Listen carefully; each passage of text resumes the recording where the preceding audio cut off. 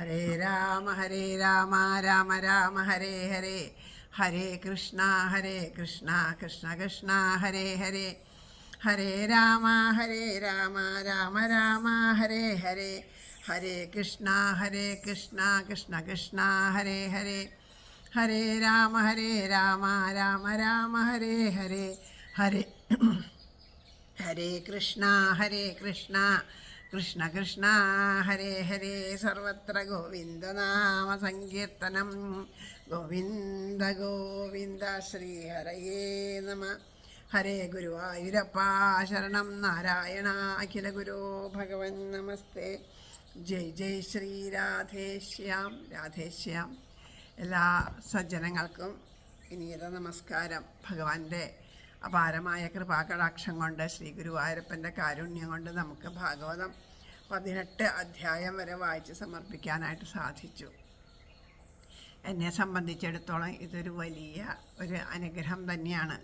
എനിക്കറിയാം, ഇവിടെ ഭാഗവതം വളരെ ചുരുക്കം പേരാണ് നമ്മളുടെ ഈ ഒരു സത്സംഗത്തിൽ പങ്കെടുക്കണത് എന്നുണ്ടെങ്കിലും ആ പങ്കെടുക്കുന്നതിൽ അധികം പേർക്കും ഈ ഭാഗവതം അതിസുന്ദരമായിട്ട് പാരായണം ചെയ്യാൻ അറിയണവരാണ്. അതും എനിക്കറിയാം. ഞാൻ അവർ പാരായണം ചെയ്യേണ്ടത് പലരും പാരായണം ചെയ്ത് ഞാൻ കേട്ടിട്ടുണ്ട്. നന്നായിട്ട് പാരായണം ചെയ്യാൻ അറിയണവരാണ്. എന്നിട്ട് പോലും അവർ ഭഗവാന്റെ ഭാഗവതത്തിനോടുള്ള ഒരു പ്രേമം കൊണ്ട് ഇതിൻ്റെ കൂടെ ഇരിക്കണം. അത് ഒരുപാട് അനുഗ്രഹം പോലെയാണ് ശരിക്കും എനിക്ക് അനുഭവപ്പെടുന്നത്. ഈ ഭാഗവത പാരായണത്തിന് പലരും എന്നെ അത് പഠിപ്പിക്കാനായിട്ട് ഒരുപാട് ശ്രമങ്ങൾ നടന്നിട്ടുണ്ടെങ്കിലും എന്താണെന്നറിയില്ല, അക്ഷരത്തെറ്റുകളും പിന്നെ അത് വേണ്ടതുപോലെ അതിനെ പാരായണം ചെയ്യാൻ സാധിക്കാത്തതും എനിക്ക് ഒരു മടിയുണ്ടാക്കി തീർക്കുകയാണ് ചെയ്യണത്. മനോഹരമായിട്ട് പാരായണം ചെയ്യുന്ന ഈ ഭാഗവതത്തെ ഞാനെന്തിനാണ് ഇങ്ങനെ അതിൻ്റെ ആ ഒരു ഭംഗി നഷ്ടപ്പെടുത്തി പാരായണം ചെയ്ത്? അതിൻ്റെ ആവശ്യമില്ല, അത് കേട്ടാൽ മതി എന്ന് മാത്രം എൻ്റെ ഉള്ളിലൊരു തോന്നൽ. പക്ഷേ ഈ അക്കിത്ത ഭാഗവതം കയ്യിൽ കിട്ടിയപ്പോൾ ഒരു തവണയെങ്കിലും ഇത് പാരായണം ചെയ്ത് ഭഗവാന് സമർപ്പിക്കണം. തെറ്റാണെങ്കിൽ തെറ്റിക്കോട്ടെ, എങ്ങനെയായാലും വേണ്ടില്ല, അത് ഒരു തവണയെങ്കിലും വായിച്ച് സമർപ്പിക്കണം എന്നുള്ളൊരാഗ്രഹം ഉള്ളിൽ നിറഞ്ഞത് കൊണ്ടാണ് ഈ പാരായണം തുടങ്ങണത്. അപ്പോൾ അങ്ങനെയാണ് തുടങ്ങിയത്. അപ്പോൾ ഇത് ഒരു സമർപ്പണം പോലെ ചെയ്യണം എന്ന് തന്നെയാണ് ആഗ്രഹം. പഞ്ചമസ്കന്ധമൊക്കെ എത്തുമ്പോൾ എങ്ങനെ പാരായണം ചെയ്യണം മൂലം എന്നൊന്നും എനിക്ക് നിശ്ചയമില്ല. ഈ അക്കിത്ത ഭാഗവതത്തിൽ സുഖമാണ്, ഗദ്യം പോലെയാണ് അത് കാരണം കൊണ്ട് നന്നായി മനസ്സിലായിട്ട് പാരായണം ചെയ്യാനായിട്ട് സാധിക്കും. പക്ഷേ ഇതൊക്കെ എങ്ങനെയാണെന്ന് അറിയില്ല. അതൊക്കെ ഭഗവാന്റെ ഇച്ഛ പോലെ വരട്ടെ. എന്തായാലും തുടങ്ങിക്കഴിഞ്ഞാൽ ബാക്കിയൊക്കെ ഭഗവാൻ നടത്തിക്കോളും എന്നുള്ള ഒരു ഇഷ്ടത്തോടു കൂടിയിട്ട് ഇരിക്കുകയാണ്. നമുക്ക് ഇനി പാരായണം ചെയ്യേണ്ടത് പ്രഥമസ്കന്ധത്തിൽ 19ാമത്തെ അധ്യായമാണ്. കഴിഞ്ഞ അധ്യായം വരെ നമ്മൾ പാരായണം ചെയ്ത് സമർപ്പിച്ചത്. അല്പം ഒന്ന് കഥ നിർത്തി എന്ന് തോന്നിയപ്പോൾ ഋഷീശ്വരന്മാർ പറഞ്ഞു, കഥ നിർത്തരുതേ, ഭഗവാന്റെ കഥ പറഞ്ഞുകൊണ്ടേയിരിക്കണം, ഞങ്ങൾക്കത് കേട്ടുകൊണ്ടിരിക്കാനാണ് ആഗ്രഹം എന്ന് പറഞ്ഞപ്പോൾ തുടർന്ന് ആ പരീക്ഷിത് മഹാരാജാവിൻ്റെ കഥ തുടർന്നു. അപ്പോൾ അതിലെ ഒരു ദിവസം അദ്ദേഹം ആ നായാട്ടിന് പോയതും അവിടെ വെച്ച് ആ മഹർഷിയുടെ കഴുത്തിൽ പാമ്പിനെ ഇട്ടതും അതും മുതലായുള്ള ശാപകഥകളൊക്കെ ആയിട്ടാണ് പറഞ്ഞത്. പറഞ്ഞ് ആ 18ാമത്തെ അധ്യായം സമർപ്പിച്ചത്. ഇനി 19ാമത്തെ അധ്യായമാണ് പാരായണം ചെയ്യേണ്ടത്. ഈ 19ാമത്തെ അധ്യായത്തിലെ അക്കിത്ത ഭാഗവതത്തിലെ ശ്രീശുകാഗമനം എന്നാണ് ഈ അധ്യായത്തിൻ്റെ പേര്. നമുക്ക് ഇത് വേണ്ടതുപോലെ പാരായണം ചെയ്യാൻ ഭഗവാൻ അനുഗ്രഹിക്കട്ടെ എന്ന് പ്രാർത്ഥിച്ചുകൊണ്ട് നമുക്ക് തുടങ്ങാം. ഓം നമോ ഭഗവതേ വാസുദേവായ. ഓം നമോ ഭഗവതേ വാസുദേവായ. ഓം നമോ ഭഗവതേ വാസുദേവായ. ഓം ശ്രീകൃഷ്ണ പരമാത്മനേ നമഃ. ശ്രീമദ് ഭാഗവതം പ്രഥമസ്കന്ധം 19ാമത്തെ അധ്യായം. സൂത ഉവാച മഹീപതി സ്തുത തത്കർമ്മഗർഹ്യം വിചിന്തയൻ ആത്മകൃതം സുദുർമന. അഹോ മയാ നീചം അനാര്യവത്കൃതം നിരാഗസി ബ്രഹ്മണി ഗൂഢതേജസി. ധ്രുവം തതോ മേ കൃതദേവഹേളനാൻ ദുരത്യയം വ്യസനം നാദിദീർഘാത് തദ് അസ്തു കാമം ത്വഖ നിഷ്കൃതായ മേ യഥാ ന കുര്യം പുനരേവ സിദ്ധ പുനരേവ മദ്ധ അദ്വൈവരാജ്യം ബലം വൃദ്ധഘോഷം പ്രകോപിത ബ്രഹ്മകുലാനലോ മേ ദഹുത്വഭദ്രസ്യ പുനർന മേ ഭൂത് പാപീയസീധിർദ്വിജ ദേവഗോഭ്യ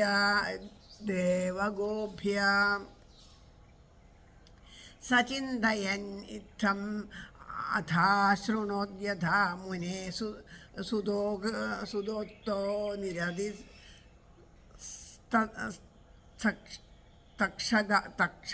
തക്ഷഗാഖ്യ സസാധുമേനേന ചിരേണ തക്ഷക അനലം പ്രസക്തിയ വിരക്തികാരണം അധോ വിഹായേമം അമും ച ലോകം വിമർശിതോ യതയാ പുരസ്താദ് കൃഷ്ണാംഗ്രിസേവാം അധിമന്യമാന ഉപാവിശത് പ്രായം അമർത്യനദ്യാം യാ വൈലസീ തുളസീ വിമിശ്ര കൃഷ്ണാംഗ്രിരേണ്വഭ്യധികാംബുനേത്രേ പുനാദിലോകാനുഭയത്ര ശേഷാൻ കസ്താം ന സേവേദമരിഷ്യമാണ ഇതി വ്യവശ്ചിദ്യ സ പാണ്ഡവേയ പ്രായോപവേശം പ്രതി വിഷ്ണുപാദ്യം ദദ്യോ മുകുന്ദാംഗ്രി അനന്യഭാവോ മുനിവ്രതോ മുക്തസമസ്തസംഗ തത്രോപജങ്ഭുവനം പുനാനം മഹാനുഭാവാ മുനയഃ സശിഷ്യാ പ്രായേണ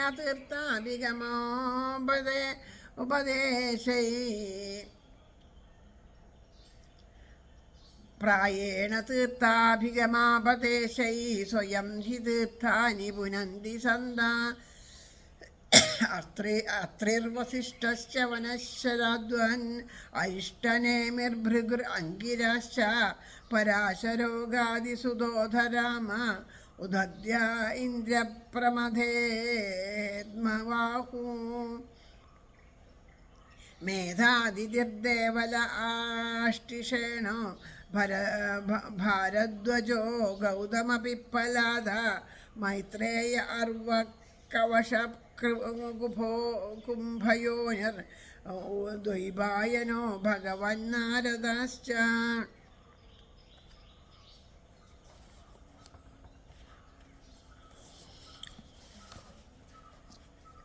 ശ്രീമദ് ഭാഗവതം പ്രഥമസ്കന്ധം 19-ാം അധ്യായം ശ്രീശുക ആഗമനം. സൂതൻ പറഞ്ഞു, അനന്തരം ഭൂപതി തൻ്റെ കൈകളാൽ അനുഷ്ഠിതം തെറ്റിലതീവ ദുഃഖിയായി അഗസ്സഴ ബ്രഹ്മനിലിനോടു ഞാൻ അനാര്യമായി ചെയ്തതീവവാതകം വരും ദൃഢം മൽകൃതദേവനിന്ദയാൽ ദുരത്യയമ്മാൽ വിദൂരഭാവിയിൽ മേലാൽ എനിക്കിങ്ങനെ തോന്നിടായ്വതിനാ ശിക്ഷ വേഗത്തിൽ വരാൻ കൊതിപ്പു ഞാൻ. പ്രകോപിത ബ്രഹ്മകുലാഗ്നിയെങ്കൽ വേവട്ടെ നാടൻ ബലവും ധനങ്ങളും എനിക്കിനി ഗോദ്ധിച്ച ദേവരോടി ദുർബുദ്ധി തോന്നാതെ ഇരിക്ക വേണ്ടു. ചിന്തിക്കയേവം മൃതരൂപി തക്ഷകൻ നിമിത്തം വരുമെന്നു കേൾക്കയാൽ സക്തന്നു വൈരാഗ്യ ജമാവിഷാഗ്നിയിൽ ഭൂപൻ സമീക്ഷിച്ചു. തുലോമനുഗ്രഹം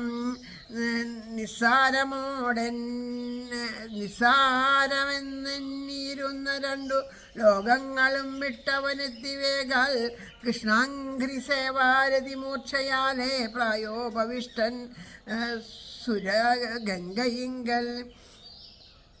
ആരോലസൽ ശ്രീ തുളസീ വിമിശ്ര കൃഷ്ണാംഘ്രി രേണുക്കളെ ഉദ്ധഹിപ്പു സുരദ്ര ലോകാഭയ പുണ്യധാത്രി ഈ ഗംഗ മൃത്യുന്മുഖ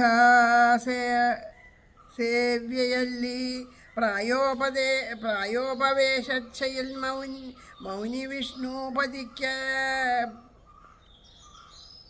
വിഷ്ണുപതിക്കരയ്ക്കെത്തിയ പാണ്ഡവേയൻ പ്രായോപവേശയിൽ മൗനി വിഷ്ണുപതിക്കരയ്ക്കെത്തിയ പാണ്ഡവേയൻ അനന്യഭാവൻ ഹരിപാദചിന്താവിലീനനായി മുക്ത സമസ്ത സംഘൻ സംശിഷ്യരങ്ങെത്തി ജഗത്തശേഷം വിശുദ്ധമാക്കും മുനിപുങ്കവന്മാർ തീർത്ഥാടനമെന്ന പേരിൽ തീർത്ഥീഭവിപ്പിപ്പതു തീർത്ഥപാദർ പരാശരൻ ഗാദിസുതൻ വസിഷ്ഠൻ മൈത്രേയനർവൻ ഗവശൻ ശരാധ്വൻ ദൈവായനൻ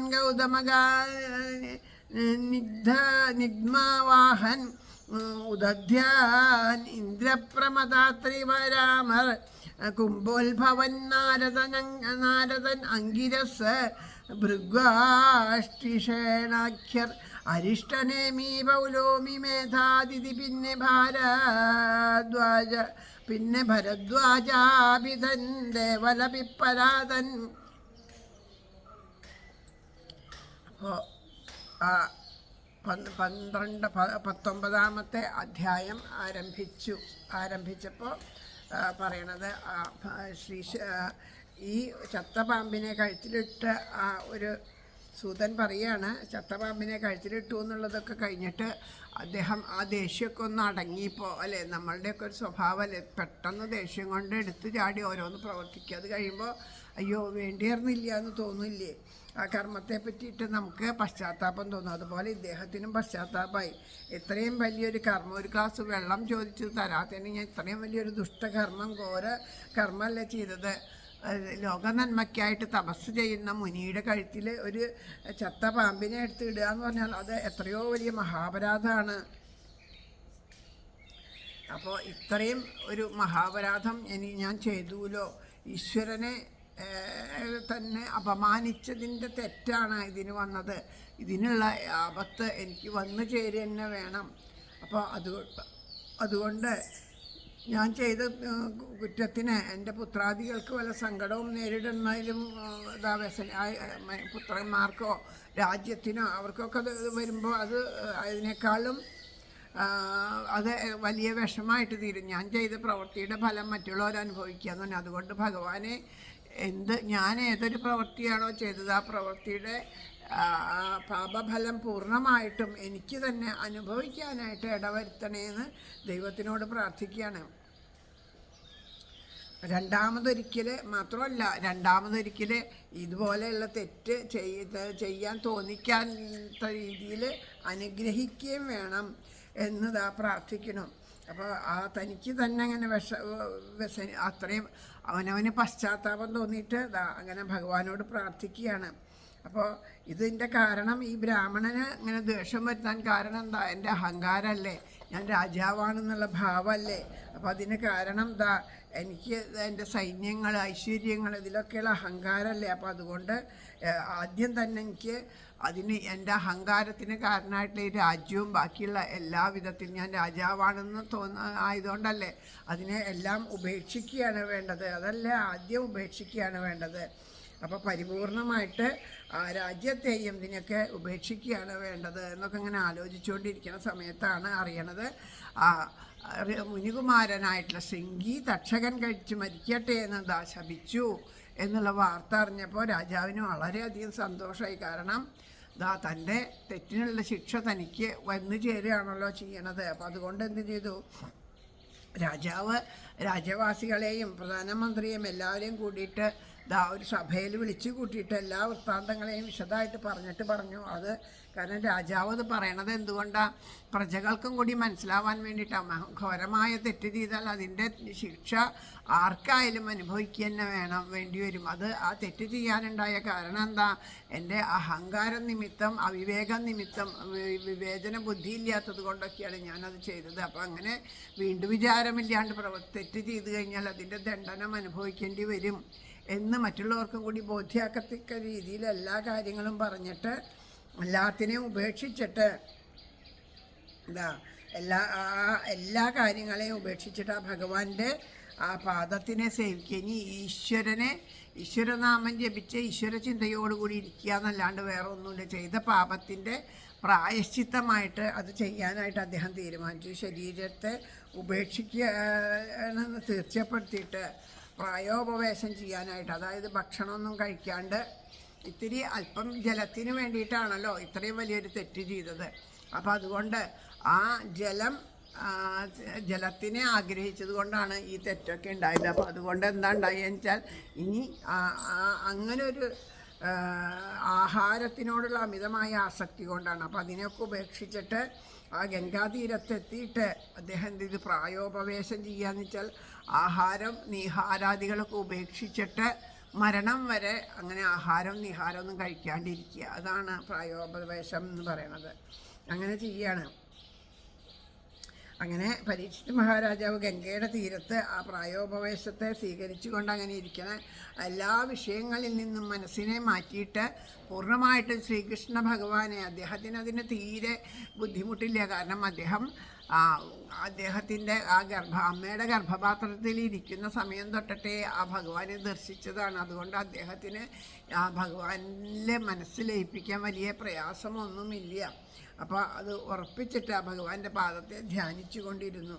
അപ്പോൾ ഇത്രയും വലിയൊരു പ്രായോപവേശം ചെയ്തിരിക്കുന്ന മഹാഭക്തനെ പറ്റിയിട്ട് അറിഞ്ഞപ്പോൾ അവിടെ എന്തു ചെയ്തു, അദ്ദേഹത്തിനെ കാണാൻ വേണ്ടിയിട്ട് ലോകത്തിനെ പരിശുദ്ധമാക്കാനായിട്ട് നടക്കുന്ന മുനീശ്വരന്മാർ, ഈ മുനിമാരൊക്കെ തീർത്ഥാടനം എന്ന് പറഞ്ഞിങ്ങനെ നടക്കും. അവരെന്തുകൊണ്ടാണ് തീർത്ഥാടനം നടക്കേണ്ടത്? അവർക്ക് ഓരോ തീർത്ഥത്തിലും മുങ്ങിയിട്ട് അവർക്ക് പുണ്യാവാൻ വേണ്ടിയിട്ടല്ല അവർ തീർത്ഥാടനം ചെയ്യേണ്ടത്. അവരെന്തിനാണ് തീർത്ഥാടനം ചെയ്യണമെന്ന് വെച്ചാൽ, നമ്മളെപ്പോലെയുള്ളവരെ ഗംഗ മുതലായ തീർത്ഥസ്ഥാനങ്ങൾ ചെന്ന് നമ്മുടെ പാപങ്ങളെയൊക്കെ കളയാൻ വേണ്ടി അതിൽ മുങ്ങിക്കുളിക്കുമ്പോൾ ആ ഒരു ഗംഗയിലുള്ള പാപ പങ്കിലയായിട്ട് തീരുമ്പോൾ ഇതുപോലെയുള്ള ഋഷീശ്വരന്മാർ അവരുടെ ഏതെങ്കിലും ഒരു ശരീരത്തിൻ്റെ ഭാഗമൊന്ന് സ്പർശിച്ചാൽ മതി ഗംഗയിൽ, അവരുടെ എല്ലാവിധത്തിലുള്ള പാപങ്ങളും ഇല്ലാണ്ടാവണു. ഗംഗ ആദ്യം തന്നെ ചോദിക്കണതുണ്ട്, മഹാദേവനോട് ചോദിക്കുന്നുണ്ട്, ഞാനിപ്പോൾ ഭൂമിയിലേക്ക് വന്നിട്ട് ഭഗീരഥം കൊണ്ടുമ്പോൾ ഞാൻ ഭൂമിയിലേക്ക് വന്നു കഴിഞ്ഞ് ഞാൻ എല്ലാവരും പാപം തീരാൻ വേണ്ടി എന്നിൽ വന്ന് ഇങ്ങനെ കുളിക്കുമ്പോൾ ഞാൻ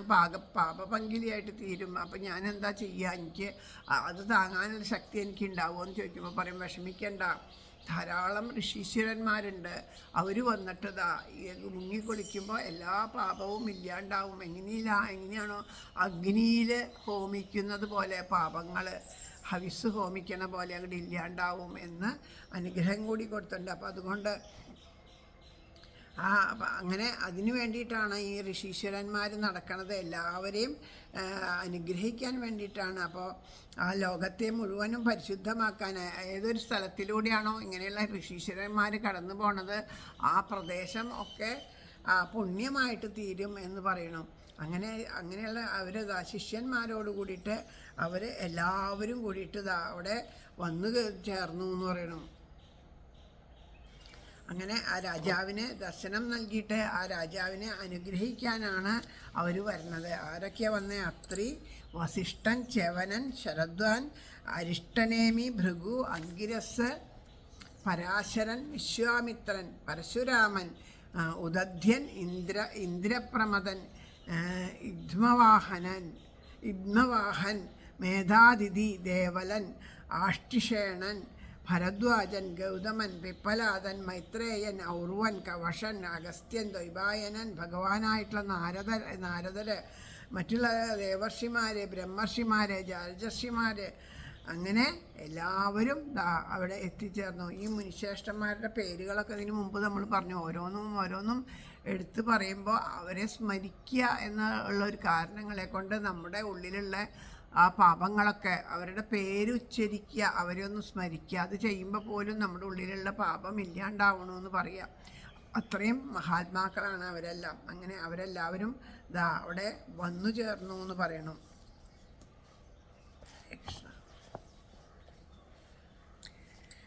അന്യേച്ച ദേവർഷി ബ്രഹ്മർഷിവർയ രാജർഷിവർയ അരുണാദയശ്ച നാനാഋഷേയ പ്രവരൻ സ്വമേധൻ അഭ്യച്ചു രാജാ ശിരസാവവന്ദേ സുഗോപവിഷ്ടേഷ്വഥ തേഷു ഭൂയ കൃതപ്രണാമാസു ചികീർഷിതം യത് വിജ്ഞാപയാമാസ വിവക്തചേതസ ഉപസ്ഥിതോഗ്രേ അഭിഗൃഹീതപാണി. രാജോവാച അഹോ വയം ധന്യതമാ നൃപാണം മഹത്തമാനുഗ്രഹണീയശീല രാജ്ഞാം കുലം ബ്രാഹ്മണപാദശൗചാദൂരാദ്വിശിഷ്ടം ബദഗർഹ്യകർമ്മ തസ്യൈവ മേഘസ്യ പരാവരേശ വ്യാസക്തചിത്തസ്യ ഗൃഹേഷ്വഭീഷ്ണം നിർവേദമൂലോദിജ പാപരൂപോ യത്ര പ്രസക്തോ ഭയം ആശുദത്തെ തമ്മോപയാതം പ്രതിയന്തു വിപ്ര ഗംഗാച ദേവീ ധൃതജിത്തമീശേ ദ്വിജോപസൃഷ്ടാ കുഹഗസ്തക്ഷകോ വാ ദശത്വലം ഗായത വിഷ്ണുഗാഥ പുനശ്ച ഭൂയാദ് ഭഗവത്യനന്ദേ രതിപ്രസംഗശ്ച തദാശയേഷു മഹർഷു യാം യാം ഉപയാമി സൃഷ്ടി മൈത്ര്യസ്തു സർവത്ര നമോദിജേഭ്യ ഇതി സ്മ രാജാദ്യവസായയുക്ത പ്രാചീനമൂലേഷു കുശേഷു ധീര ഉദങ്മുഖോ ദക്ഷിണ കൂല ആസ്തേ സമുദ്രപത്ന്യാസ്തുതാനസ്ത്യഭാരം ഏവം ച തസ്മിന്നരദേവദേവ പ്രായോപവിഷ്ടേ ദിവിദേവ സംഘ പ്രശസ്യ ഭൂമൗ വ്യഗരൻ പ്രസൂനൈ മുധാമുഹുർദുന്ദുഭയൈശ്ച നേതു. മഹർഷയോ വൈ സമുപാഗതായേ പ്രശസ്യ സ്വാധിത്യനുമോദമാന ഊജു പ്രജാനുഗ്രഹശീലനസാര യദുത്തമശ്ലോകഗുണാഭിരൂപം നവാ ഇദം രാജർഷിവീര്യചിത്രം ഭവത്സു കൃഷ്ണം സമനുവ്രതേഷു യേധ്യാസനം രാജകിരീടജുഷ്ടം സദ്യോ ജഹുർഭഗവത്പാർശ്വകാമാ. കൃഷ്ണ.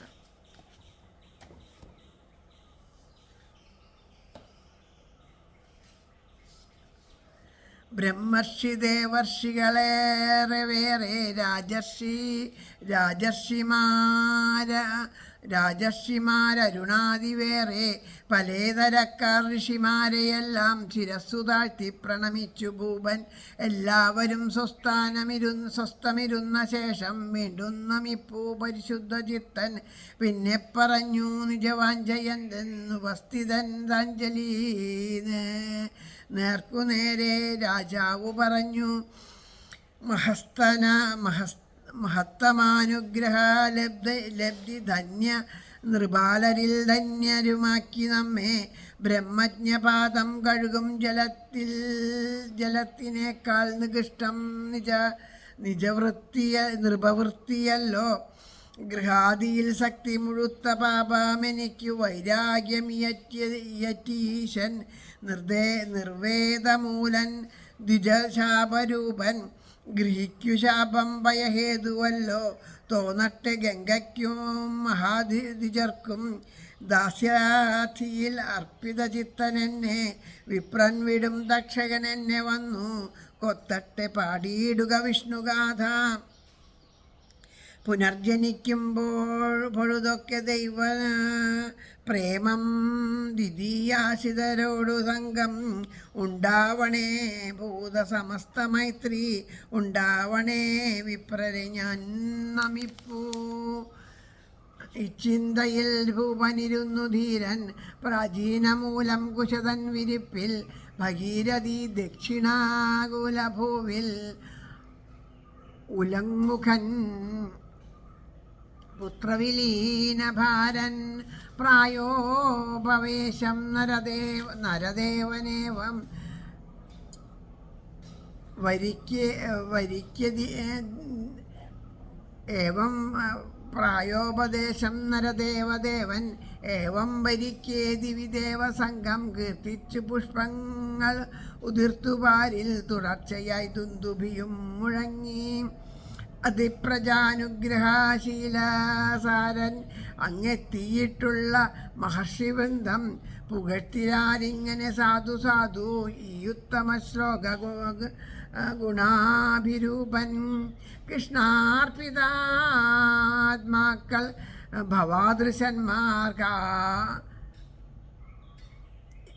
ആക്കാമിതും രാജകുലർഷവര്യ താൽപര്യപൂർവം രാജകിരീടന്യാസത്ത്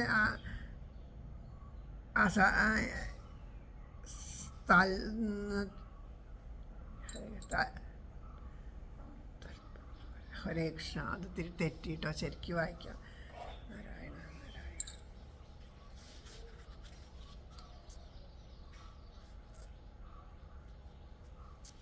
വളരെ ചെറിയ അക്ഷരാണ് ഇതിലത്തെ. കൃഷ്ണാർപ്പിതാത്മാക്കൾ ഭവാദൃശന്മാർക്കാവാം ഇതും രാജകുലർഷവര്യ ത്വൽപൂർവരും രാജകിരീടന്യാസത്തിൽ കുളിച്ചു മുങ്ങി ലഹരിപ്രിയന്മാർ. എല്ലാവരും വന്നപ്പോൾ ഒരുപാട് സന്തോഷത്തോടു കൂടിയിട്ട് പരീക്ഷിത്ത് മഹാരാജാവ് എല്ലാവരെയും നമസ്കരിച്ചു. അവിടെ വന്ന എല്ലാവരെയും അദ്ദേഹം വീണ് നമസ്കരിക്കുകയാണ് ചെയ്യണത്. അവരൊക്കെ മുനിമാരൊക്കെ സ്വസ്ഥമായിട്ട് അവരുടെ ഇരുന്ന് കഴിഞ്ഞപ്പോൾ രാജാവ് വീണ്ടും അദ്ദേഹത്തെ അവരെ നമസ്കരിച്ചു. നമസ്കരിച്ചു കൊണ്ടിട്ട് പരിശുദ്ധിയോട് കൂടിയിട്ട് അവരുടെ അരികെ ഇരുന്നിട്ട് പ്രായോപവേശം ചെയ്യാൻ പോവുകയാണ്.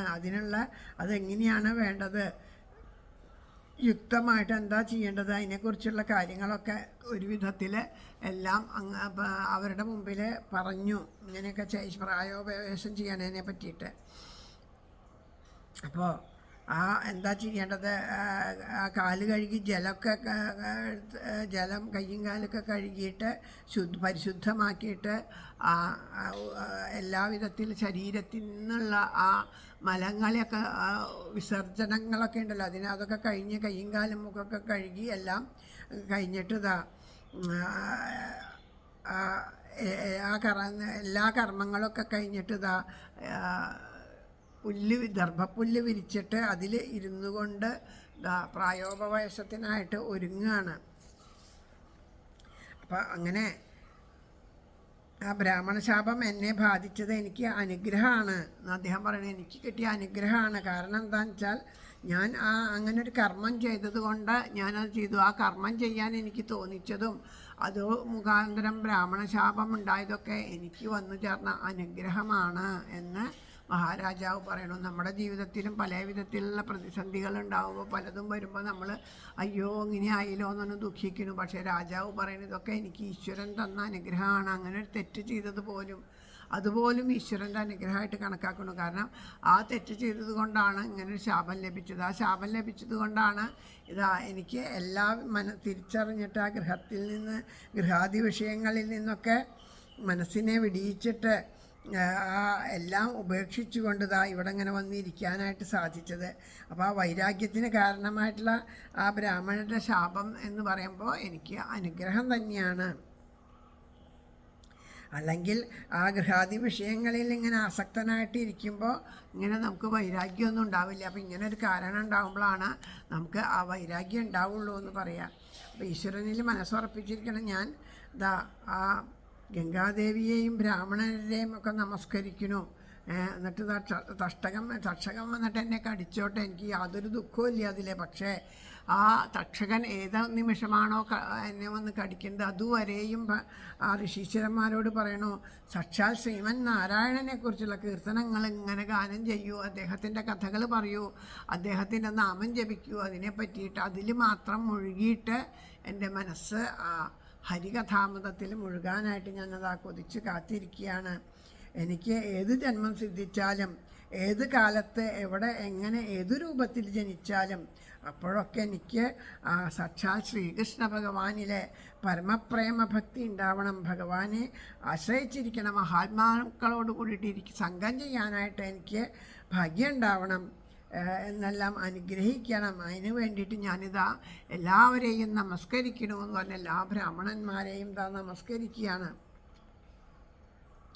അങ്ങനെ സ്വന്തം പുത്രനായ ജനമേജയനിൽ രാജ്യത്തിനെയൊക്കെ സമർപ്പിച്ചിട്ട് മരണഭയത്തെ ഉപേക്ഷിച്ചുകൊണ്ട് മനസ്സമാധാനത്തോടുകൂടി ഈശ്വരകഥകളെ കേൾക്കാൻ വേണ്ടി ഗംഗാനദിയുടെ കരയിൽ വടക്കോട്ട് നോക്കി ദർഭപ്പുല്ല് വിരിച്ചിട്ട് വടക്കോട്ട് തിരിഞ്ഞിരുന്നു. അങ്ങനെ ഇരിക്കുന്നു. അപ്പോൾ അപ്രകാരം ഇരിക്കണ ആ രാജാവായിരിക്കുന്ന പരീക്ഷിത്ത് വന്നപ്പോൾ ആ ഭക്തിയെക്കുറിച്ചിട്ട് അവിടെയുള്ളവരൊക്കെ പ്രശംസിക്കുകയും എല്ലാവരും ആകാശത്തു നിന്ന് പുഷ്പവൃഷ്ടിയൊക്കെ വർഷിച്ചു, ദുന്ദുഭിനാദങ്ങളൊക്കെ മുഴങ്ങുകയൊക്കെ ചെയ്തു.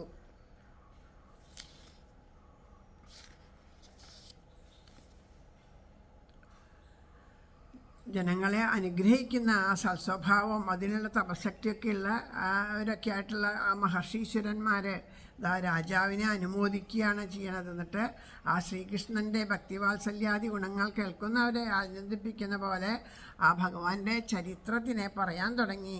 അപ്പോൾ രാജർഷിമാരുടെ കൂട്ടത്തിൽ ശ്രേഷ്ഠനായിരിക്കുന്ന മഹാരാജാവേ, ശ്രീകൃഷ്ണനെ സർവാത്മന ആരാണോ ആശ്രയിച്ചിരിക്കുന്നതിൻ്റെ വംശത്തിൽ ജനിച്ചവരായിട്ടുള്ളതാ നിങ്ങളിൽ ഇതുപോലൊരു ഭക്തിഭാവം ഉണ്ടായാലേ ഒട്ടും ആശ്ചര്യമില്ല.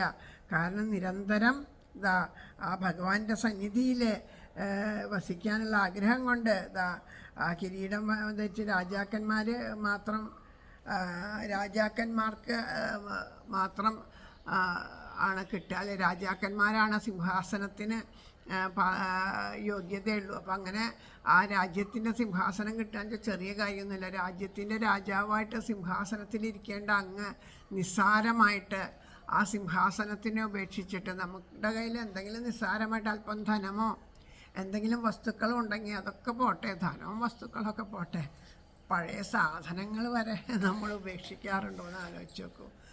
നമ്മുടെ വീടൊക്കെ ഒന്ന് വൃത്തിയാക്കാം എന്ന് വിചാരിച്ച് നമ്മൾ വീടൊക്കെ ഒന്ന് വൃത്തിയാക്കുമ്പോൾ ഇതെന്തിനാ ഈ പൊട്ടക്കുപ്പി, അതവിടെ ഇരുന്നോട്ടെ, എന്തെങ്കിലും ഒരു ആവശ്യം വരും, ഈ കടലാസോ അയ്യോ അത് പൊടിഞ്ഞു തുടങ്ങി, സാരല്ലേ അതവിടെ ഇരുന്നോട്ടെ, അതിൽ എന്തെങ്കിലും ഒരു കാരണം, അപ്പോൾ എന്തെങ്കിലും നോക്കാൻ തോന്നിയാലോ അതിനൊരാവശ്യം വരും. അങ്ങനെ പറഞ്ഞ് മുട്ടുസൂചി മുതലുള്ള വീട് വൃത്തിയാക്കുക എന്നാണ് പേര്. പക്ഷേ ഇതൊക്കെ വീണ്ടും അവിടെ തന്നെ അടക്കി വെച്ചിട്ട് വൃത്തിയാവലൊന്നും നടക്കില്ല. എത്രയുണ്ടെങ്കിലും അത് അടക്കി ഒന്നിനെയും നമുക്ക് ഉപേക്ഷിക്കാൻ തയ്യാറല്ല. കീറിപ്പറഞ്ഞു പോയ വസ്ത്രങ്ങൾ പോലും ഉപേക്ഷിക്കാൻ തയ്യാറല്ല. ആർക്കെങ്കിലും എന്തെങ്കിലും ഒന്ന് ദാനം ചെയ്യണമെന്ന് വെച്ചാൽ കീറിയ വസ്ത്രമായാലോ, ഇതിലൊരു കീറലേ വന്നിട്ടുള്ളൂ, ഇതൊക്കെ എങ്ങനെയാണ് കൊടുക്കുക, ഇതത്ര നല്ലതാണെന്നറിയോ, ഒന്ന് തുന്നിയതൊക്കെ ഉപയോഗിക്കാം. അങ്ങനെ പറഞ്ഞ് ദാനം ചെയ്യാൻ പോലും നമുക്ക് കീറിയ വസ്ത്രങ്ങൾ പോലും സാധാരണ നല്ലതാണ് ദാനം ചെയ്യേണ്ടത്, അതില്ല. കീറിയത് ഒട്ടുമില്ലാത്തവർക്ക് അതെങ്ങനെയൊരു നല്ലതല്ലേ, അതുപോലും നമ്മൾ ഉപേക്ഷിക്കാൻ തയ്യാറല്ല.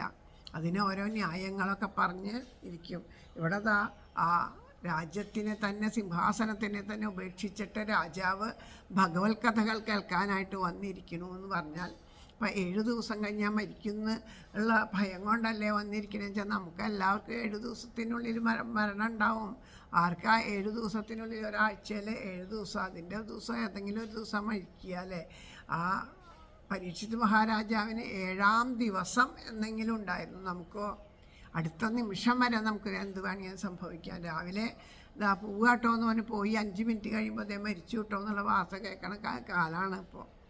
എന്താ സംഭവിക്കുക എന്നുള്ളത് അറിയില്ല. അങ്ങനത്തെ ഒരു കാലത്തിരുന്നിട്ട് പോലും നമുക്ക് ഈശ്വരനെ ആശ്രയിക്കാനായിട്ട് തോന്നണില്ല. എല്ലാം നമ്മുടെ അഹങ്കാരം കൊണ്ട് ഞാനെന്നും എൻ്റേതെന്നും പറഞ്ഞിട്ടുള്ള ആ ദർപ്പങ്ങൾ അല്ലേ, 1000 പണമുള്ള ആ കാളിയൻ്റെ തലയിൽ നൃത്തം ചെയ്തു എന്ന് പറഞ്ഞു. കാളിയൻ 1000 ഉള്ളൂ, നമുക്ക് 10,000 എണ്ണാൻ പറ്റാത്ത അത്രയ്ക്ക് പണങ്ങളാണ് നമ്മൾ ഉയർത്തിക്കൊണ്ടിരിക്കുന്നത് അല്ലേ. ഓരോന്നും ഭഗവാൻ ആ കാളിയൻ്റെ തലയിൽ നൃത്തം ചവിട്ടിയിട്ട് ഭഗവാൻ ഒരു ക്ഷീണം ഉണ്ടായില്ലേ, ഭഗവാൻ ഉല്ലാസത്തോടു കൂടിയിട്ട് നിന്നു. പക്ഷേ നമ്മുടെയൊക്കെ അഹങ്കാരമാകുന്ന കാളിയൻ്റെ തലയിലാണ് ഭഗവാൻ നൃത്തം വയ്ക്കണമെന്ന് വെച്ചാൽ കുഴഞ്ഞു പോവും. കാരണം പുതിയത് മുളച്ചു വന്നുകൊണ്ടിരിക്കും, രാവണൻ്റെ തല പോലെ. അത്രയും അഹങ്കാരം കൊണ്ട്, അത്രയും അഹങ്കാരത്തിൻ്റെ മൂർത്തിഭാവങ്ങളാണ് നമ്മളെന്ന് ഞാൻ പറയണില്ലേ, ഞാനെന്ന് പറയാം.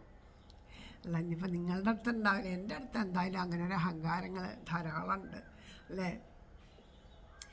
പഞ്ഞം കൊണ്ടുള്ളുകാളുന്നളവില സുധാമാവിനെ പുൽകിയോനെ, കുഞ്ഞാത്തോൽപ്പാലുകാച്ചും കരിയുടയകലം തന്നിലും തുള്ളിയോനെ, ഇഞ്ഞാനെന്നുള്ള ഭാവക്കറയധികതരം കൊണ്ടുമാലാണ്ടുപോമൻ നെഞ്ഞാം രംഗത്തു തങ്കത്തളകളിളക്കി നീ നിത്യവും നൃത്തമാടൂ. ആ അഹങ്കാരം ഒന്ന് കഴിയുമ്പോൾ ഇങ്ങനെ വന്നുകൊണ്ടേയിരിക്കുകയാണ്. എത്ര നൃത്തം ചെയ്തിയാലും ഭഗവാൻ കാല് കഴിച്ചു തുടങ്ങും. അപ്പോഴാണ് ഭഗവാൻ പാടുന്നത്, അപ്പോഴാണ് ഭഗവാൻ പറയണേ കാല് കഴിക്കണമെന്ന് പറയുമ്പോൾ. എന്താ നൃത്തം ഞാനെങ്ങനെ ആടും സഖികളെ, ദേഹം തളരുന്നു നോവുന്നു കാലുകൾ.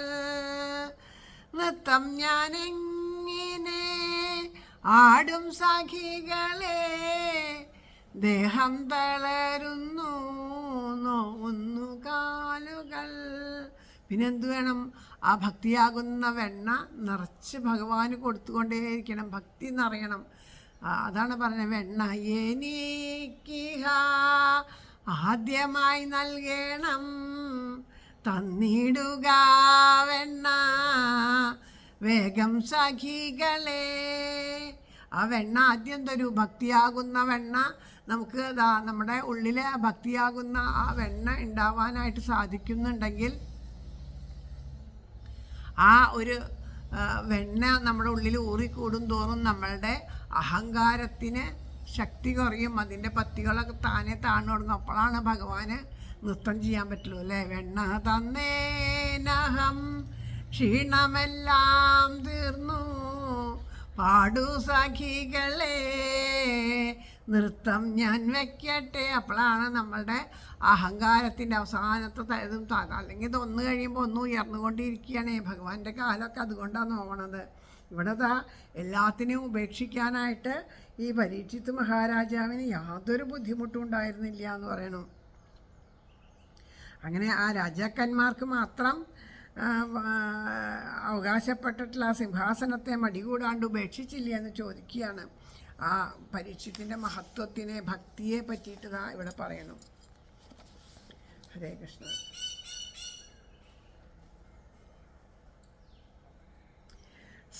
സർവേ വയം താവദ് ഇഹാസ്മഹേ ദ്രൂകളേ പരം യാവദസൗ വിഹായ ലോകം പരം വിരജസ്കം വിശോകം യസ്യാത്യയം ഭാഗവത പ്രധാന ആശുദ്ധ്യ തദ്ഋഷിഗണ വച പരീക്ഷിന് സമം മധുജ്യൻ ഗുരുജാവ്യലീകം ആഭാഷതൈതാൻ അഭിനന്ദ്യയുക്തം ശുശ്രൂഷമാണ ചരിതാനി വിഷ്ണോ.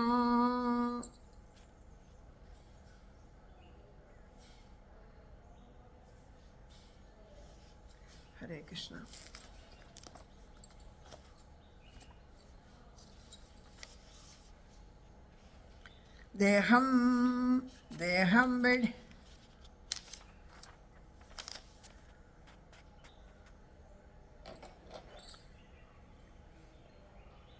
ദേഹം വെടിഞ്ഞ ഭഗവദ്വലീനൻ പരം രജോ മുക്ത വിശോകലോകം പൂകും വരേക്കിങ്ങനെ തന്നെ നാം ഈ സ്ഥലത്തനങ്ങാതെ ഇരിക്ക വേണ്ടു. ഋഷിവ്രജത്തിൻ മൊഴി സത്യയുക്തം മധുശ്രുതം സന്തുലിതം ശവിക്കേ അനുഗ്രഹത്തിനു വണങ്ങി വിഷ്ണു കഥാശ്രവോൽക്കൻ നൃപൻ ഏവമോദി.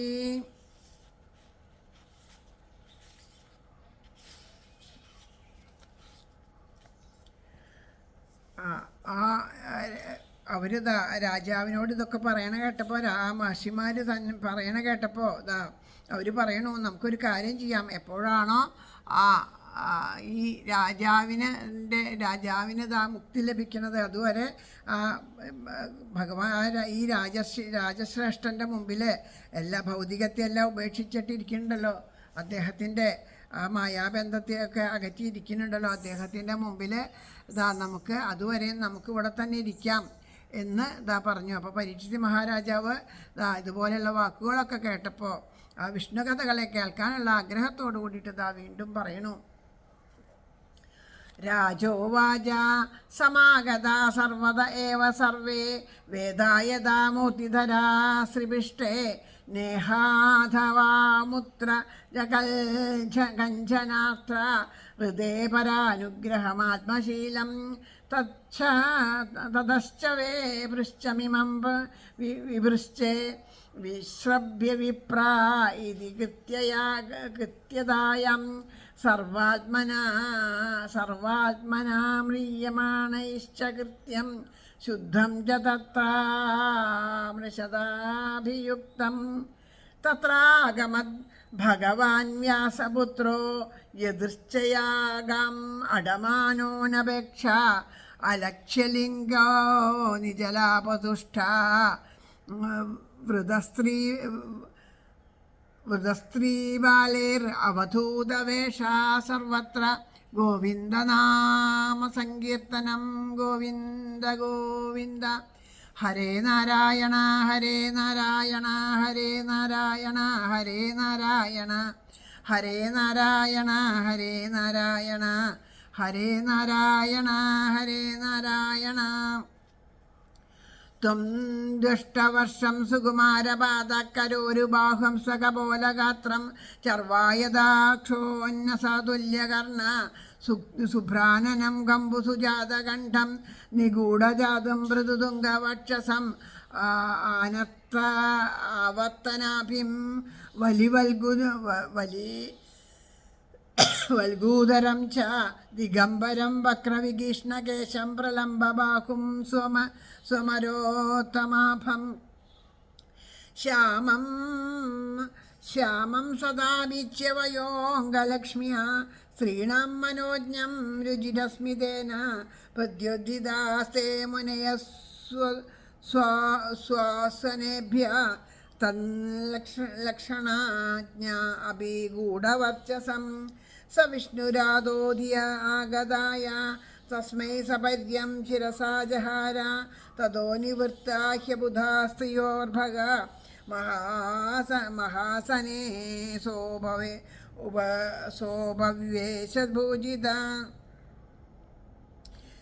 സംവൃതസ്തത്ര മഹാന്മഹീയസം ബ്രഹ്മർഷി ദേവർഷി സംഘൈ വ്യരോജതാലം ഭഗവൻ യഥേന്ദുർ ഗർഹർഷതാരാനികരൈ പരീക്ഷിത പ്രശാന്തമാസീനം അഗുണ്ഠമേധസം മുനിം നൃപോ ഭാഗവതോഭ്യുഭേദ്യ പ്രണമ്യമൂർധാനം അഹിതകൃതാഞ്ജലിൽ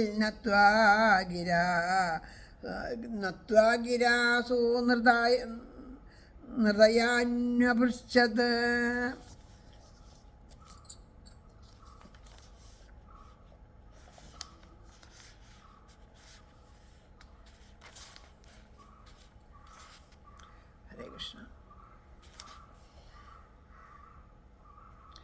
വേദങ്ങൾ പോൽ രൂപമെടുത്ത സത്യലോകത്തിലെ ജ്ഞാനമസൃഷ്ടി നിങ്ങൾ അനുഗ്രഹിപ്പൂ നിതരമ്പരത്തിലിഹത്തിലും ശീലഗുണാൽ ജനത്തെ ഞാനിപ്പോഴെന്തിങ്ങനെ ചെയ്തിടേണ്ടു ചോദിപ്പൂ പുരസ്വരം ഞാൻ ജിതേന്ദ്രിയ ബ്രാഹ്മണരെ മരിക്കേ ചെയ്യേണ്ടതെന്തുള്ളു വിശുദ്ധകൃത്യം സംസാരമധ്യേ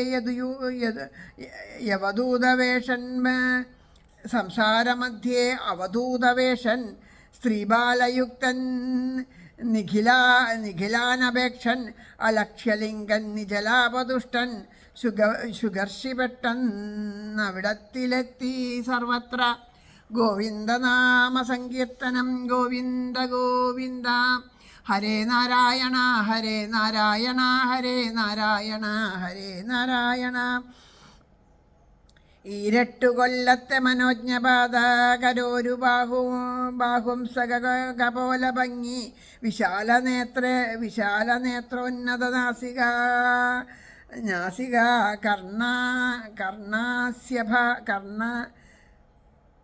കർണാസ്യാഭ ശങ്കോപ ഗണ്ഡരേഖ ശങ്കോപമ കണ്ഠരേഖ മറഞ്ഞ തോളെല്ലു വിരിഞ്ഞ മാറും ഇരുണ്ട പൊക്കൽ ത്രിവലീ സമേതൻ കൈനീണ്ടവൻ്റെ സമപ്രകാശൻ ദിഗംബരൻ വക്ര വികീർണകേശൻ ശ്യാമൻ വയോംഗപ്രഭയാൽ സ്മിതത്താൽ ശ്രീജിത്ത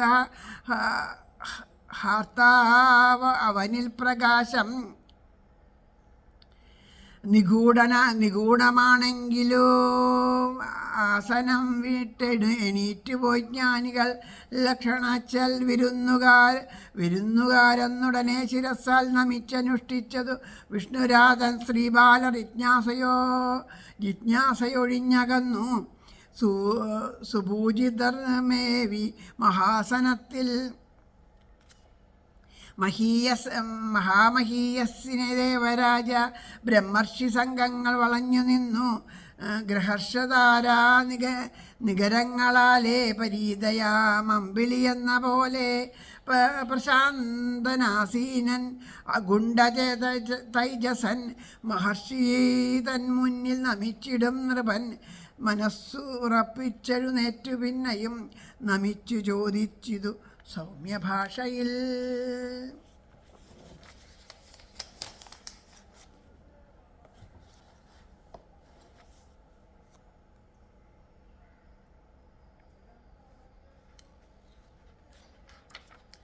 കൃഷ്ണ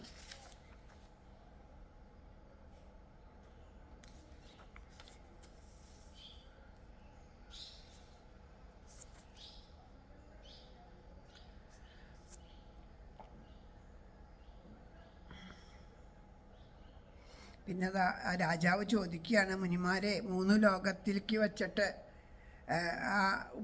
ഏറ്റവും ഉത്തമമായത് സത്യലോകത്തിൽ മൂർത്തിയെ ധരിച്ചിരിക്കുന്ന വേദങ്ങളെ പോലെ ഇരിക്കുന്ന നിങ്ങൾക്ക് എല്ലാവർക്കും അറിയാലോ എന്താണ് ഉത്തമെന്ന്. അപ്പോൾ അതുകൊണ്ട് ആ ഉത്തമമായത് എന്താണോ അതിനെ എനിക്ക് പറഞ്ഞു തന്ന് അനുഗ്രഹിക്കുകയാണ് വേണ്ടത്. അപ്പോൾ ഈ ലോകത്തിലും ഇഹലോകത്തിലും പരലോകത്തിലും നിങ്ങൾക്ക് സാധിക്കാൻ പറ്റാത്തതായിട്ടുള്ള കാര്യങ്ങളൊന്നുമില്ലല്ലോ. അതുകൊണ്ട് നിങ്ങൾ എന്താണോ പറയുന്നത് അതിനെ ഞാൻ ദൃഢതയോടുകൂടി ഉറപ്പോടുകൂടി വിശ്വാസത്തോടു കൂടിയിട്ട് ചെയ്യാം. അത് എനിക്ക് ചെയ്യേണ്ടത് അത് തന്നെയാണെന്ന് എനിക്ക് ഉറപ്പുണ്ട്. അപ്പോൾ അതുകൊണ്ട് ഞാൻ ചോദിക്കുകയാണ്, മരണം അടുത്തിരിക്കുന്ന അവസ്ഥയിൽ മനുഷ്യൻ എന്താണ് ചെയ്യേണ്ടത്? പാപസംബന്ധമില്ലാതിരിക്കുന്ന കാര്യം എന്താണ് എന്നുള്ള സംഗതിയെക്കുറിച്ചൊക്കെ പറഞ്ഞു തരണം എന്ന് പറഞ്ഞു. അങ്ങനെ ഇവരിങ്ങനെ സംസാരിച്ചുകൊണ്ടിരിക്കുന്ന സമയത്ത് അവിടെ ജ്ഞാനസ്വരൂപനും ഏത് ദിക്കിലേക്കാണ് സഞ്ചരിക്കുക എന്നൊന്നും അറിയില്ല, എപ്പോൾ എവിടെ വരും എന്നൊന്നും പറയാൻ പറ്റില്ല. അങ്ങനെ സഞ്ചരിക്കുക, ഒരു ഉദ്ദേശമില്ലാണ്ട് ഭൂമിയിൽ എല്ലാവർക്കും ഭൂമിയിലെ അനുഗ്രഹത്തെ നൽകാനായിട്ട് ചുറ്റിത്തിരിഞ്ഞുകൊണ്ടിരിക്കുന്ന ഒന്നിനോടും ഒരു ഒട്ടലില്ലാണ്ട് സദാ ബ്രഹ്മമാണ്, ശ്രീശുഖ ബ്രഹ്മം എന്നാണ് പറയാം. അങ്ങനെ ആ ബ്രഹ്മം തന്നെയായിട്ടിരിക്കുന്ന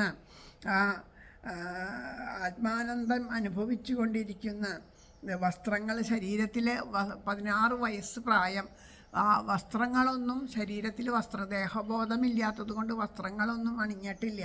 കുട്ടികളൊക്കെ വിചാരിക്കണത് ഞങ്ങളുടെ കൂട്ടുകാരാണെന്ന് വിചാരിച്ച് കുറേ കുട്ടികൾ കൂടിയുണ്ട്. കുറേ സ്ത്രീകൾ ആ സൗന്ദര്യം കണ്ടിട്ട് കുറേ കൂടിയുണ്ട്. അങ്ങനെ പലരും അദ്ദേഹത്തിൻ്റെ പിന്നാലെ അദ്ദേഹത്തിനെ കണ്ടിട്ട് എല്ലാ വിഭാഗത്തിലുള്ളവരും ആകർഷിക്കത്തക്കതായിട്ടുള്ള ഒരു ചൈതന്യം അദ്ദേഹത്തിലുണ്ട്. അങ്ങനെ സ്ത്രീകളും ബാലന്മാരും വൃദ്ധന്മാരും ഒക്കെ ആയിട്ടുള്ള അവരൊക്കെ ഉണ്ടൊക്കെ ചുറ്റപ്പെട്ടിട്ട് ശ്രീശുക ബ്രഹ്മർഷി ആ വേദിയിലേക്ക് അനുഗ്രഹിക്കാനായിട്ട് കടന്നു വരികയാണ് ചെയ്യണത്. അപ്പോൾ അങ്ങനെ 16 വയസ്സുള്ളവനാണ്.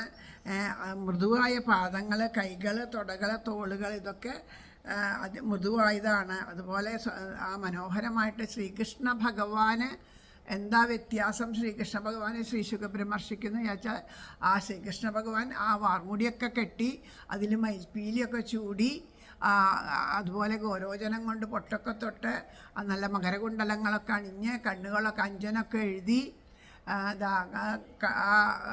കണ്ഠത്തിൽ ആഭരണങ്ങളൊക്കെ ചാർത്തി തോൾവളകളും കൈവളകളൊക്കെ അണിഞ്ഞ് അരിഞ്ഞാണൊക്കെ അറിഞ്ഞ് മഞ്ഞപ്പട്ടൊക്കെ കൊടുത്ത് കാലിൽ പാദസരമൊക്കെ ഇട്ട് അതിമനോഹരമായിട്ട് അണിഞ്ഞൊരുങ്ങിയിട്ടുള്ള സുന്ദര രൂപമാണ് ശ്രീകൃഷ്ണ ഭഗവാന്റെ. ഭഗവാൻ ആ രൂപങ്ങളെ തൻ്റെ ആ വേഷവിധാനങ്ങളെ പൂർണ്ണമായും അഴിച്ചു വച്ച് ആ മനോഹരമായിട്ട് നെറുകയിൽ കെട്ടിയിരിക്കുന്ന മുടിയൊക്കെ വിടർത്തഴിച്ചിട്ട് കഴിഞ്ഞാൽ എങ്ങനെയാണോ അതേ സ്വരൂപമാണ് ശ്രീശുക. രണ്ടും ഒന്ന് തന്നെയാണ്, രണ്ടല്ല എന്നുള്ള ഭാവത്തിൽ. അതുപോലെ തന്നെ ശ്രീകൃഷ്ണ ഭഗവാനെ പോലെ തന്നെ ആ ശ്രീശുക ബ്രഹ്മർഷി അവിടെ വന്നു. അപ്പോൾ അദ്ദേഹത്തിനെ കണ്ട ഉടനെ തന്നെ മഹാത്മാക്കളായുള്ളവർക്കൊക്കെ മനസ്സിലായി. അവരൊക്കെ അദ്ദേഹം പരീക്ഷിച്ച് മഹാരാജാവിൻ്റെ അടുത്ത് വന്നിരിക്കുന്ന അവരൊക്കെ എല്ലാവരും വീണ് നമസ്കരിച്ചപ്പോഴാണ് കുട്ടികൾക്കും സ്ത്രീകൾക്കൊക്കെ അവിടെ കൂടെയുള്ളവർക്കൊക്കെ മനസ്സിലായി ഇദ്ദേഹം ഏതോ ഒരു മഹാത്മാവാണ്. അപ്പോൾ അവരും നമസ്കരിച്ചിട്ട് അവിടെ നിന്ന് മാറി നിന്നു. അങ്ങനെ എല്ലാവരും അദ്ദേഹത്തിനെ ഇങ്ങനെ നമസ്കരിക്കുകയാണ്. നമസ്കരിച്ച് കഴിഞ്ഞിട്ട് ആ സദസ്സിലുള്ള ബ്രഹ്മർഷികൾ, രാജർഷികളും ദേവർഷികളൊക്കെ ഇദ്ദേഹത്തിനെ ചുറ്റും കൂടിയിട്ട് അദ്ദേഹത്തിൻ്റെ ആ ഒരു കാന്തിക വലയം പോലെ അദ്ദേഹത്തിൻ്റെ ചുറ്റും. അപ്പോൾ എങ്ങനെയാണോ നക്ഷത്രങ്ങളുടെ സമൂഹത്തിൻ്റെ ഉള്ളിൽ ചന്ദ്രൻ ശോഭിക്കുന്നത് അതുപോലെ അദ്ദേഹം ശോഭിച്ചു എന്ന് പറയുക. അപ്പോൾ ആ പരീക്ഷിത്ത് മഹാരാജാവ് ആ ശ്രീകൃഷ്ണ ബ്രഹ്മർഷിയെ നേരിട്ട് ചെന്ന് നമസ്കരിച്ച് വീണ്ടും വീണ്ടും നമസ്കരിച്ചുകൊണ്ട് അദ്ദേഹത്തോട് വീണ്ടും ചോദിക്കുന്നു. ആ പരീക്ഷിത്ത് മഹാരാജാവ് ചോദിക്കുകയാണ്,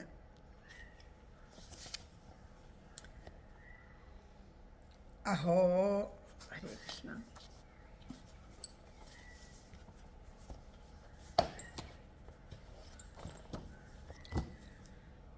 അഹോ അദ്യ വയം ബ്രഹ്മൻ സസ്സേവ്യാക്ഷത്രബന്ധവ കൃപയാതിഥിരൂപേണ ഭവദ്ഭി തീർത്ഥഗാകൃത യേഷാം സംസ്മരണാത് പുംസാം സദ്യശുദ്ധ്യന്തി വൈഗൃഹ കിം പുനർദർശനസ്പർശ പാദശൗചാസനാദിഭിः സാന്നിധ്യാത്തെ മഹായോഗിൻ പാതകാനി മഹാന്യഭി സദ്യോ നശ്യന്തി വൈ പുംസാം വിഷ്ണോർ ഇവ സുരേതരാം അഭിമേ ഭഗവാൻ പ്രീത്യ കൃഷ്ണ പാണ്ഡുസുത പ്രിയ പൈതൃശ്വേസയ പ്രീത്യർത്ഥം യദ്ഗോത്രസ്യാത്തബാന്ധവ അന്യഥാ തേ വ്യക്തഗതേർ ദർശനം ന കഥം നൃണാം നിതരാം മ്രിയമാണാനാം സംസിദ്ധ്യസ്യ വനീയസ അധ പൃച്ഛാമി സംശുദ്ധി യോഗീനാം പരമം ഗുരും പുരുഷസ്യേഹ്യായത്കാര്യം മ്രിയമാണസ്യ സർവദാ യത് ശ്രോതവ്യം അഥോ ജപ്യം യത് കർത്തവ്യം നൃഭിപ്രഭോ സ്മർത്തവ്യം ഭജനീയം വാ ബ്രൂഹി യദ്വാ വിപര്യം നൂനം ഭഗവതോ ബ്രഹ്മൻ ഗൃഹേഷു ഗൃഹമേദിനം ന ലക്ഷ്യതേ ഹ്യവസ്ഥാനം അഭിഗോദോഹനം കുചിത് സൂത ഉവാച ഏവം ആഭാഷിതപൃഷ്ട സരാജ്ഞോ ശ്ലഖയാ ഗിര പത്യഭാഷത ധർമ്മജ്ഞോ ഭഗവാൻ ബാദരായണീ സർവത്ര ഗോവിന്ദനാമ സങ്കീർത്തനം ഗോവിന്ദ ഗോവിന്ദ. ഇത് ശ്രീമദ്ഭാഗവതേ മഹാപുരാണേ പാരമഹംസ്യം സംഹിതായാം പദ്മസ്കന്ധേ രാജ്ഞോ ബ്രഹ്മശാപ നിരൂപണം നാമ ഏകോനവിംശതിതമോധ്യായ. സർവത്ര ഗോവിന്ദനാമ സങ്കീർത്തനം ഗോവിന്ദ. പദ്മസ്കന്ധം സമാപ്തം. ഹരേ ഗുരുവായൂരപ്പ.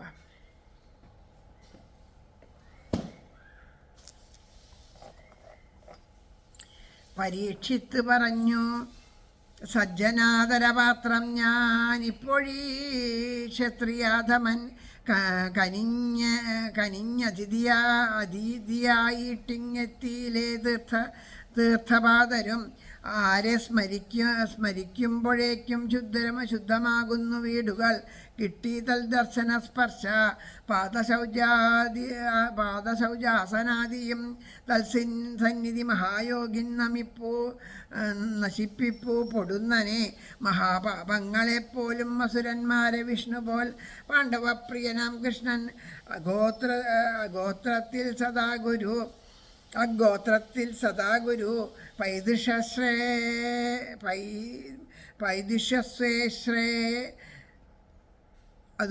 ശ്രേയതുഷ്ടിക്കായി എന്നിലും പ്രീതനല്ലയോ. അല്ലെങ്കിൽ കാണും എമ്മട്ടിൽ വിനയസിദ്ധൻ അങ്ങയെ. വിശിഷ്യ മരണാവിഷ്ടർ അവ്യക്തഗതിയല്ലേ നീ. അതിനാൽ ആസന്നമൃത്യുവിൻ്റെ കർത്തവ്യമെന്തിഹ. സിദ്ധയോഗേശ്വര ഗുരോ നിന്നോടാരാഞ്ഞിടുന്നു ഞാൻ. ശ്രവിക്കേണ്ട ജപിക്കേണ്ട ചെയ്യേണ്ട മർത്യരന്തിഹ. സ്മരിക്കേണ്ടു ഭജിക്കേണ്ടു പ്രഭോ ചൊൽകരുത്താത്തതും. ബ്രഹ്മൻ വല്ലപ്പോഴും മാത്രം തൽസാന്നിധ്യം ഗൃഹങ്ങളിൽ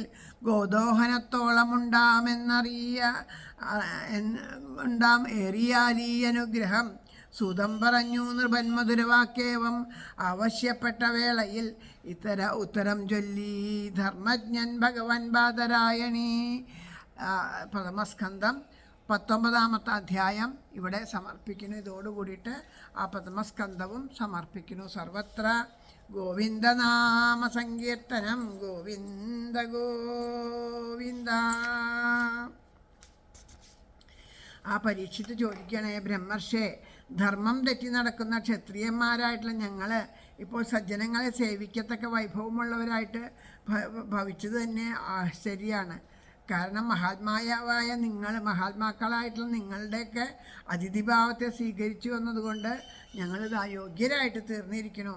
സാധുക്കളെ സ്മരിക്കുന്ന മനുഷ്യരെ വസിക്കുന്ന ഗൃഹങ്ങൾ കൂടെ അവിടെ ശുദ്ധിയെ പ്രാപിക്കുന്ന പറയണത്. അപ്പം അത് നമ്മളെപ്പോലെയുള്ള സാധുക്കളെ നമ്മളെപ്പോലെയുള്ള ആ സാധാരണ മനുഷ്യരെ ആ ഋഷീശ്വരന്മാരുടെ പേര് ഉച്ചരിക്കുക, അവരെയൊക്കെ ഒന്ന് സ്മരിക്കുക. അങ്ങനെ ചെയ്യുകയാണെങ്കിൽ ഒരു ഗൃഹത്തിൽ വെച്ച് ചെയ്താൽ ആ ഗൃഹം പരിശുദ്ധമായി തീരുമെന്നാണ് പറയണത്. അപ്പം അങ്ങനെ മഹാത്മാക്കളെ കാണാൻ സാധിക്കുക, അവരെ തൻ്റെ ആ ശിരസ് കൊണ്ട് അവരെ നമസ്കരിക്കാൻ സാധിക്കുക, പാദങ്ങളിൽ പാദം കഴുകിച്ചിട്ട് ആ പാദതീർത്ഥമൊക്കെ ശിരസിൽ തളിക്കാൻ സാധിക്കുക, അവർക്ക് പീഠം നൽകി അവരെ ഇരുത്താൻ സാധിക്കുക. ഇതൊക്കെയാവുമ്പോൾ അപ്പോൾ അത് എത്ര പരിശുദ്ധരാണെന്ന് പറയേണ്ട ആവശ്യമില്ലല്ലോ. അപ്പോൾ അതൊക്കെ അങ്ങയുടെ സാന്നിധ്യം കൊണ്ട് എത്ര കഠിനങ്ങളായിരുന്നാലും മനുഷ്യരുടെ പാപങ്ങൾ വിഷ്ണുവിൻ്റെ സാന്നിധ്യത്തിൽ എങ്ങനെയാണോ അസുരന്മാരില്ലാണ്ടാവുന്നത് അതുപോലെ ഇല്ലാണ്ടാവുക ചെയ്യണത്. അതുകൊണ്ട് യോഗീശ്വരനായ അങ്ങ് പാണ്ഡുപുത്രന്മാരായ ധർമ്മജാതികളിൽ ഏറ്റവും പ്രിയമുള്ളവനായിട്ടുള്ള ഭഗവാൻ ശ്രീകൃഷ്ണൻ ഉണ്ടല്ലോ, ആ ശ്രീകൃഷ്ണൻ്റെ പിതാവായ വസുദേവരുടെ സഹോദരിയുണ്ടല്ലോ കുന്തി, ആ കുന്തിപുത്രന്മാരുടെ പ്രീതിക്ക് വേണ്ടിയിട്ട് എൻ്റെ പേരിൽ ബന്ധുഭാവത്തെ സ്വീകരിച്ച് എന്നെ വന്ന് അനുഗ്രഹിച്ചില്ലേ എന്ന് ഞാൻ വിചാരിക്കുകയാണ്. അപ്പോൾ അവർക്ക് വേണ്ടിയിട്ടാണ്, എൻ്റെ മഹത്വം കൊണ്ടല്ല, അവരോടുള്ള ആ ഇഷ്ടം കൊണ്ട് എന്നെ വന്ന് അനുഗ്രഹിക്കാൻ വന്നതാണെന്ന് ഞാൻ സംശയിക്കുകയാണ്. ഭക്തന്മാരെ എപ്പോഴും അനുഗ്രഹിക്കുന്ന സ്വഭാവമാണ് ശ്രീകൃഷ്ണ ഭഗവാന്. ആ ശ്രീകൃഷ്ണ ഭഗവാന്റെ അനുഗ്രഹം ഇല്ലെങ്കിൽ ഒന്നും ഇവിടെ നടക്കില്ല എന്നുള്ളതാണ്. ഒന്നും മനുഷ്യരായി ഞങ്ങൾക്ക് ഒന്നും ചെയ്യാനായിട്ട് സാധിക്കില്ല. അപ്പോൾ ആ ശ്രീകൃഷ്ണൻ്റെ അനുഗ്രഹം കൊണ്ട് തന്നെയാണ് ഇപ്പോൾ ആസന്നമൂർത്തിയായിട്ടിരിക്കണ എനിക്ക് എൻ്റെ മുന്നിലേക്ക് അങ്ങയെ പറഞ്ഞയച്ചത് ആ ഭഗവാൻ തന്നെയാണ്. അല്ലെങ്കിൽ അങ്ങ് ആ ഭഗവാൻ തന്നെ അങ്ങനെ ഒരു രൂപത്തിൽ എൻ്റെ മുമ്പിലേക്ക് വന്നത് തന്നെയാണ് എന്ന് അദ്ദേഹം പറയണു. അതിനുശേഷം പറയണു, ആ ജന്മസാഫല്യത്തെ ഉണ്ടാവാൻ വേണ്ടിയിട്ട് പിന്നെ ചോദ്യം ചോദിക്കുകയാണ്. അതായത് അങ്ങ് ഞങ്ങൾ ഒരുവൻ എങ്ങനെയാണോ സർവാത്മന ചെയ്യേണ്ടതായ പ്രവൃത്തി എന്താണെന്നൊക്കെ ചോദിക്കുകയാണ്. മനുഷ്യർ ശ്രവണം ചെയ്യേണ്ട മരണാസക്തനായിട്ടിരിക്കുന്ന ഒരു മനുഷ്യനല്ല, എല്ലാ മനുഷ്യരും എന്താണ് കേൾക്കേണ്ടത്, അല്ലെങ്കിൽ എന്താണ് ജപിക്കേണ്ടത്, എന്താണ് പ്രവൃത്തി ചെയ്യേണ്ടത്, ഏത് രൂപത്തെയാണ് സ്മരിക്കേണ്ടത്, ഭജിക്കേണ്ട സ്വരൂപം ഏതാണ്, കേൾക്കാൻ പാടില്ലാത്തത് എന്താണ്, ജപിക്കാനും സ്മരിക്കാനും ഒന്നും പാടില്ലാത്ത കാര്യങ്ങളുണ്ടല്ലോ, അത് ചെയ്യണ്ടല്ലോ. അതായത് ഇന്നത് ചെയ്യണം എന്ന് പറയാം. ഏതൊക്കെയാണ് ചെയ്യാൻ പാടില്ലാത്തത്, ചെയ്താൽ ദോഷാവുന്ന പ്രവൃത്തികളും ഉണ്ടാവുമല്ലോ, അത് ഏതൊക്കെയാണെന്നൊന്ന് വിസ്തരിച്ച് പറഞ്ഞു തരണം. അങ്ങയുടെ ഗൃഹസ്ഥാശ്രമികളുടെ ഗൃഹങ്ങളിൽ ഒരു പശുവിനെ കറക്കണ ആ സമയത്ത് മാത്രമേ അങ്ങേ പോലെയുള്ളവർ വരുള്ളൂ എന്നുള്ളത് ഞാൻ കേട്ടിട്ടുണ്ട്. അപ്പം അങ്ങതാ അല്പസമയം ഇവിടെ ഇരുന്നിട്ട് എൻ്റെ ഈ ചോദ്യങ്ങൾക്കൊക്കെ ഉത്തരം പറഞ്ഞു തന്ന് അനുഗ്രഹിക്കണേ. ലോക നന്മയ്ക്കായിട്ടുള്ള ചോദ്യങ്ങളാണ് ചോദിക്കണത്, അതിന് ഉത്തരം പറഞ്ഞ് അനുഗ്രഹിക്കണേ എന്ന് പറഞ്ഞു. അങ്ങനെ പറഞ്ഞപ്പം ആ വാക്കുകളെ കേട്ടപ്പോൾ ശ്രീശുഖ ബ്രഹ്മർഷി എന്ത് ചെയ്തു, ധർമ്മങ്ങളെ അറിഞ്ഞിരിക്കുന്ന അദ്ദേഹം പറഞ്ഞു, ഞാൻ മറുപടി പറയാമെന്ന് പറഞ്ഞ് മറുപടി പറയാൻ ആരംഭിക്കുന്നു എന്നുള്ള ഭാഗത്തോട് കൂടിയിട്ട് ആ പദ്മസ്കന്ധം അവിടെ സമർപ്പിക്കുകയാണ്. ഇനി നമുക്ക് ദ്വിതീയ സ്കന്ധമാണ് ഇനി നമുക്ക് പാരായണം ചെയ്യാനുള്ള അടുത്ത ഭാഗങ്ങൾ. ദ്വിതീയ സ്കന്ധത്തോടു കൂടിയിട്ട് നമുക്ക് ആരംഭിക്കാം. അതുവരെ ഇവിടെ പാരായണം ചെയ്തതെല്ലാം ആ ഭഗവാന്റെ പാദത്തിലെ പ്രേമപുഷ്പാഞ്ജലിയായിട്ട് സമർപ്പിച്ചുകൊണ്ട് നിങ്ങളുടെ ഓരോരുത്തരുടെയും പാദത്തിലെ പ്രേമപുഷ്പാഞ്ജലിയായിട്ട് സമർപ്പിച്ചുകൊണ്ട് ഈ വാക്കുകൾ ഇവിടെ ഈ പാരായണം ഇന്നത്തെ ഇവിടെ സമർപ്പിക്കുന്നു. എല്ലാവരുടെയും പ്രാർത്ഥനയും അനുഗ്രഹം ഉണ്ടാവണമെന്ന് പ്രാർത്ഥിക്കുന്നു. എല്ലാവർക്കും എല്ലാ നന്മകളും ഉണ്ടാവട്ടെ. എല്ലാവരുടെ മനസ്സിലും കലികൽമഷങ്ങളൊന്നും ഇല്ലാണ്ട് സന്തോഷത്തോടു കൂടിയിട്ട് സമാധാനത്തോടു കൂടിയിട്ട് എന്താണോ ഭഗവാൻ നമുക്കായിട്ട് തന്നത്, നേരത്തെ പരീക്ഷിത് മഹാരാജാവ് പറഞ്ഞ പോലെ ആ ചെയ്യാൻ തോന്നിയ ആ ദുഷ്പ്രവൃത്തിയും അതിന് കിട്ടിയ ശാപവും അനുഗ്രഹമായിട്ട് അദ്ദേഹം സ്വീകരിച്ചതുപോലെ നമ്മുടെ ജീവിതത്തിൽ വരുന്ന ഓരോന്നും നമുക്ക് ഈശ്വരാനുഗ്രഹം പോലെ, നമ്മുടെ വീണ്ടും വിചാരത്തിന് വേണ്ടിയിട്ട് ഈശ്വരാനുഗ്രഹം പോലെ നമുക്ക് സ്വീകരിക്കാനായിട്ട് സാധിക്കട്ടെ എന്ന് പ്രാർത്ഥിച്ചുകൊണ്ട് ഈ വാക്കുകൾ ഇവിടെ സമർപ്പിക്കുകയാണ്. സർവത്ര ഗോവിന്ദനാമ സങ്കീർത്തനം. ഗോവിന്ദ ഗോവിന്ദ. ശ്രീഹരയേ നമ. ഹരേ ഗുരുവായൂരപ്പ ശരണം. നാരായണാഖില ഗുരു ഭഗവൻ നമസ്തേ.